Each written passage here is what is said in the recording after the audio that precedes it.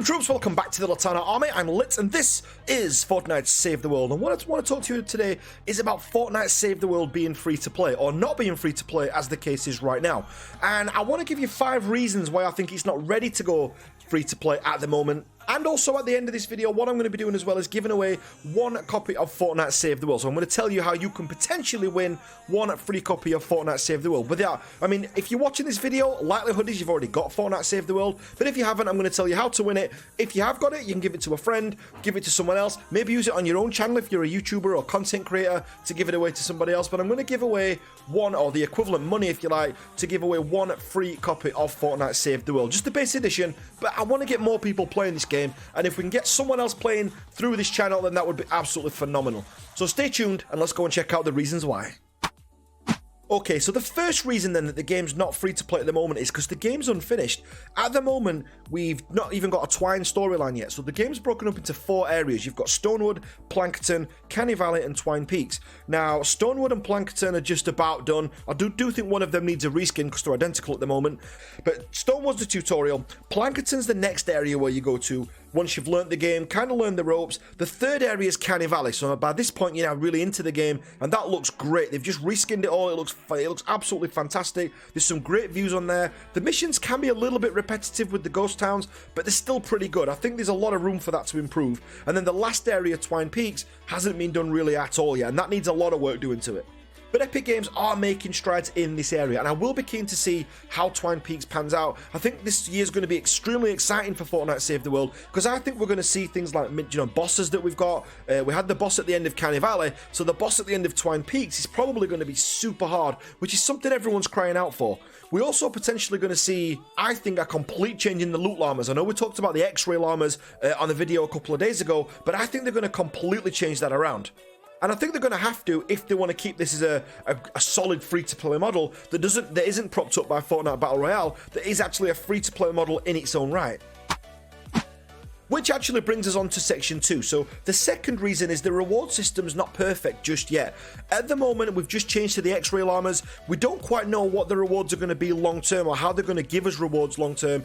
At the moment, you can play through this game entirely without spending a single V-Buck. It wouldn't really make that much of a difference. It doesn't give you a huge boost. And a lot of the best llamas, the event llamas, although not the winter llamas, but a lot of the best llamas can be bought without V-Bucks anyway. They're done by getting tickets. So I think they need another way to actually monetize this game to actually make it so it's ready to be free to play, because I don't think it's quite there just yet. The third issue and the third reason why I think it's not ready to go free to play is that the trading is still rife in the game. You've actually got a lot of people like Dante, like Fresh Panda, and a lot of those other channels who are actually plugging the game, almost promoting the game as a trading game, and that's not how this game is whatsoever. I know they've found their own little niche, and I've told you my views on that. I don't really care about it. It's not something I agree with, or it's not something I condone, but it's kind of like, it's just a view of entertainment. But it is part of the game that essentially is broken, and people are exploiting it. Not in a bad way. There are bad things that come from it, but it's just a part of the game I think that needs to go, and something that Epic need to work on. And a trading system, which I'm sure they're working on, I'm pretty certain that'll come eventually. I think we'll see it in 2019, but that's something that needs to be implemented before this game goes free for definite, because I think you'd have a huge influx of players who just come into this game, sit in the lower end areas, and just trade guns all day long.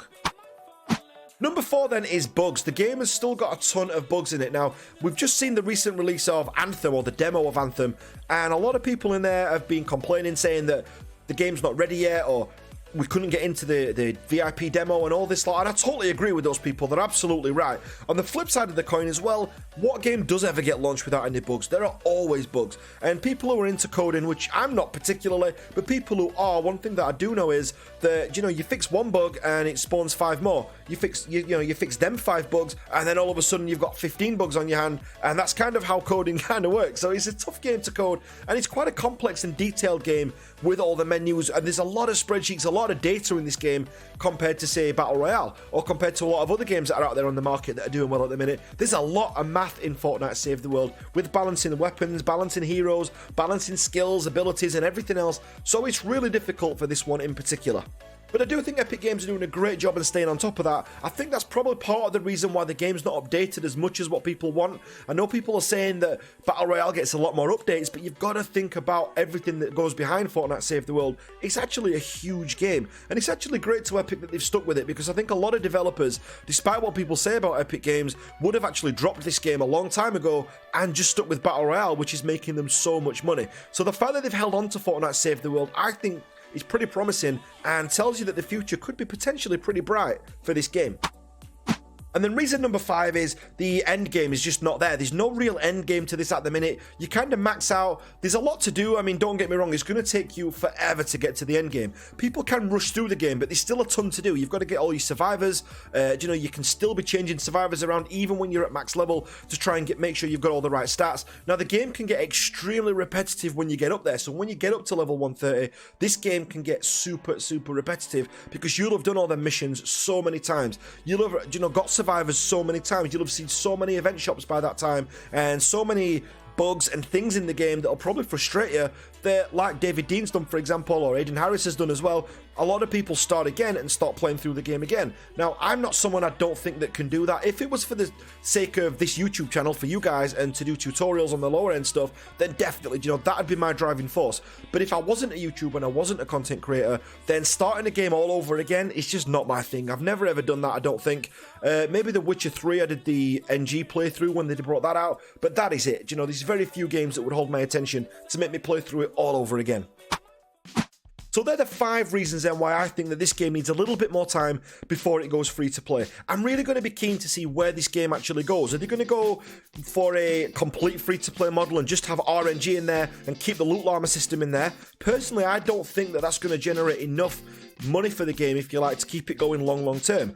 Are they going to bring in cosmetics later on into the game? Now, if Twine Cheeks and Dante and those people and Fresh Panda started trading in cosmetics, that would bother nobody whatsoever. And you know what? Heroes would look cool if you could get rare cosmetics as well, even make them all tradable. Team Fortress did a great job of this. This does work, and it's something that people will spend money on, and it doesn't affect the game whatsoever. We've got the hero rework coming up as well, so there's a lot of opportunity there to put things in. I think cosmetics and things are going to be like much longer term. I also thought another thing like Rocket League, where you unlock keys and things like that, and potentially that would unlock raid bosses or unlock or slow down timers or speed up timers, should I say, so that you can get into raids quicker, so that timers that are on raids actually go down quicker. But maybe that's too much down the mobile route, and it's going to feel a bit too pay to play doing it that way. But whatever route they do take, so far we're onto an absolutely great game, and I can't wait to see what the future holds for Fortnite Save the World. Okay guys, so just to end then, let's do what I'm going to do with the giveaway. I'm getting one person a copy of Fortnite Save the World. Now, I'm going to actually end the competition on the 25th of February. So on the 25th of February, that's when we're going to draw a winner. I might even do like a really short, like a 1-hour live stream building up to that, where we actually draw the winner from there. But all you've actually got to do to win that is actually go into my last video, which was the stupid science video that we did, where we used 10,000 mats, and go into that video, and somewhere in that video, there's a really small Hazard the 13th, a little Latana version of Hazard the 13th. Go back into that video, tell me exactly where he is, and then you'll go into a draw to actually win a copy of Fortnite Save the World. Now, don't put the timestamp in there. If you put the timestamp in there, that'll just be deleted and you won't be entered. What you've actually got to do is describe where he is in the game. So you could actually say it's at the point lit where you say XYZ, or it's at the point where the wall fell down at the base and the smasher came through, something like that. It's not there, just for the record. Describe where the mini Latana Hazard the 13th is for your chance to win that, and we're going to do that on the 25th of February. So good luck on that, guys. If you're not part of the Latana army already, make sure you hit that subscribe button, and I will catch you guys on the next video. Thanks for watching today, guys.